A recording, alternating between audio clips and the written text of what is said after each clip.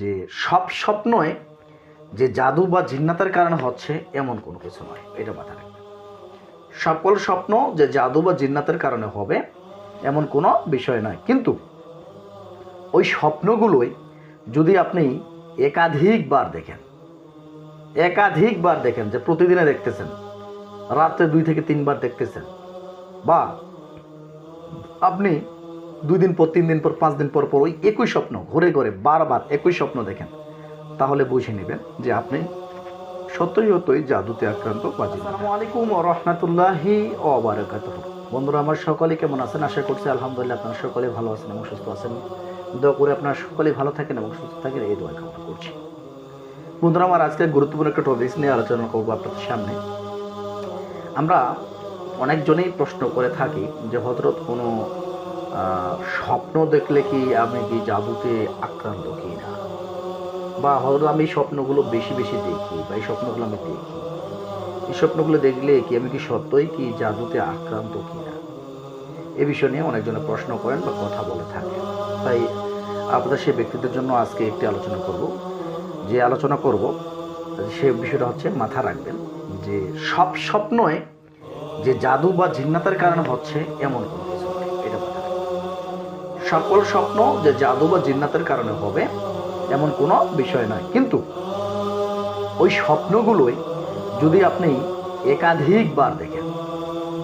একাধিকবার দেখেন যে প্রতিদিনে দেখতেছেন, রাত্রে 2 থেকে 3 বার দেখতেছেন, বা আপনি 2 দিন পর 3 দিন পর 5 দিন পর ওই একই স্বপ্ন ঘুরে ঘুরে বারবার একই স্বপ্ন দেখেন, তাহলে বুঝে নেবেন যে আপনি সত্যই জাদুতে আক্রান্ত বা জিন্নাতে আক্রান্ত। কিন্তু আপনি মাসে 1 মাসে 2 মাস পর 3 মাস পরে একবার দেখলেন, হঠাৎ দেখলেন, তাহলে এটা মাথায় রাখবেন যে আপনি ওইটা স্বাভাবিক স্বপ্নও হতে পারে, বা স্বাভাবিক কারণেও ওই স্বপ্নগুলো হতে পারে। সব স্বপ্ন জিন্নাতের কারণে নয়। তো এখন আমরা জানবো কোন স্বপ্নগুলো দেখলে আমরা বুঝবো যে আমি জাদুতে আক্রান্ত বা জিন্নাতে আক্রান্ত। 1 নম্বর স্বপ্ন, স্বপ্নের মাধ্যমে বারবারে সাপ দেখবেন। যদি দেখেন যে বারবার সাপ দেখতেছেন, সাপ আপনাকে তাড়া করতেছে, সাপ আপনাকে কামড়িয়ে দিচ্ছে, তাহলে বুঝে নেবেন যে আপনার উপরে কোনো মনসা জিন বা হিন্দু টাইপের জিন্নাতের আক্রমণ থাকতে পারে, বা মানুষ চালানো করেছে এরকমও হতে পারে। তারপরে কুকুর, বিড়াল এমনকি ভয়ঙ্কর প্রাণী যদি আপনি দেখেন, প্রায় যদি আপনি দেখেন, তাহলে বুঝে নেবেন যে আপনি অবশ্যই আপনি ওই জাদুতে বা জিন্নাতে আক্রান্ত হতে পারেন। এবং 2 নম্বর হচ্ছে, স্বপ্নে কেউ তাড়া করছে কিন্তু আপনি দৌড়াতে পারতেছেন না, এরকম স্বপ্ন যে আপনাকে অনেকজন কেউ তাড়া করতেছে স্বপ্নের মাধ্যমে, আপনি এত দৌড়ানোর জোরে চেষ্টা করতেছেন কিন্তু আপনি পারতেছেন না।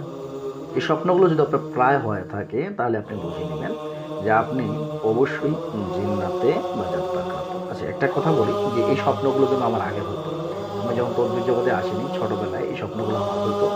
তো যখন আমি আমল করতে শুরু করি, তখন কিন্তু আলহামদুলিল্লাহ এই স্বপ্নগুলো আমার নষ্ট হয়ে গেছে, বা করবে না বা হয় না। আচ্ছা, 3, কবরস্থান, অন্ধকার জায়গা, পোড়া ঘর দেখা, এরকম স্বপ্ন দেখতেছেন। আপনি কবরস্থানে যাচ্ছেন,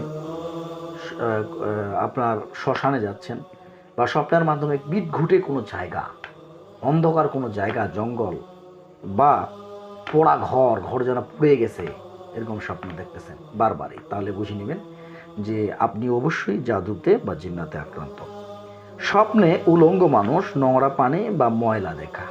যদি আপনি কোনো স্বপ্নকে, যেমন এমন হতে পারে কোনো পরিচিত ব্যক্তি যেন উলঙ্গ হয়ে আছে স্বপ্নে, এরকম দেখতে পাচ্ছেন, উলঙ্গ কোনো ব্যক্তি, বা নিজেকে উলঙ্গ দেখতে পাচ্ছেন, আপনি যেন উলঙ্গ হয়ে আছেন, এরকম উলঙ্গ হয়ে আছেন, নোংরা পানি বা ময়লা পানি বারবার দেখেন, বা ওই নোংরা পানিতে আপনি গোসল করতেছেন, এরকমও যদি ঘটে, তাহলে বুঝিয়ে নেবেন যে আপনি অবশ্যই জিন্নাতে কিংবা জাদুতে আক্রান্ত। অজানা মানুষ ভয় দেখাচ্ছে বা ক্ষতি করতেছে স্বপ্নের মাধ্যমে, যে অজানা মানুষ, যে মানুষটাকে চিনে না, যে মানুষটাকে আপনি চিনো না, অজানা শুধু মানুষ নয়, এবং এখানে জানা মানুষও হতে পারে, যে এমন ব্যক্তি আসলে আপনাকে ভয় দেখাচ্ছে, বা আপনাকে ক্ষতি করতে চাচ্ছে, আপনাকে মারতে চাচ্ছে, আপনাকে জাদু করতে চাচ্ছে, বা আপনাকে স্বপ্নের মাধ্যমে সে ভয় দেখাচ্ছে, তাহলে বুঝে নেবেন যে আপনার উপরে সত্যই জাদু আলামত আছে। তারপরে আমরা জানবো, স্বপ্নে কোরআন পড়তে বা জিকির করতে গিয়ে কণ্ঠস্বর আটকে যাচ্ছে।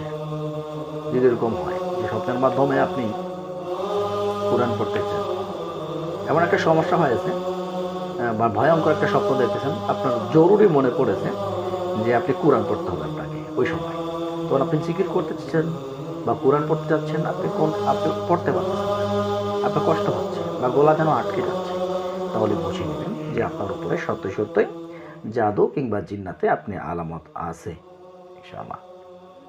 বিশেষ করে আরও যে স্বপ্নগুলো দেখবেন, কত বারবার পতন বা ডুবে যাওয়ার শ্বাসরোধের স্বপ্ন, কেউ যেন আপনাকে গলার মধ্যে চাপ দিয়ে ধরেছে, শ্বাস রদ্ধ করে দিচ্ছে, বা আপনাকে কেউ যেন পানির নিচে আপনাকে চাপ দিয়ে ধরেছে, বা আপনি কোথাও পড়ে যাচ্ছেন বা ডুবে গেছেন, এরকম স্বপ্ন যদি দেখেন তাহলে বুঝে নেবেন যে আপনি অবশ্যই জাদুতে বা জিন্নাতে আক্রান্ত। এরকম স্বপ্ন হবে এবং কি স্বপ্ন দেখার সঙ্গে সঙ্গে ঘুম ভেঙে যাবে।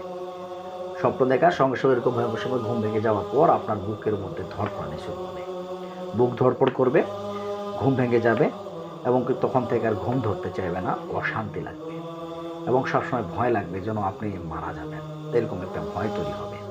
যদি এরকম অনুভূতি হয় তাহলে বুঝে নেবেন যে আপনার উপরে সত্যই সত্যই জাদু করা হয়েছে।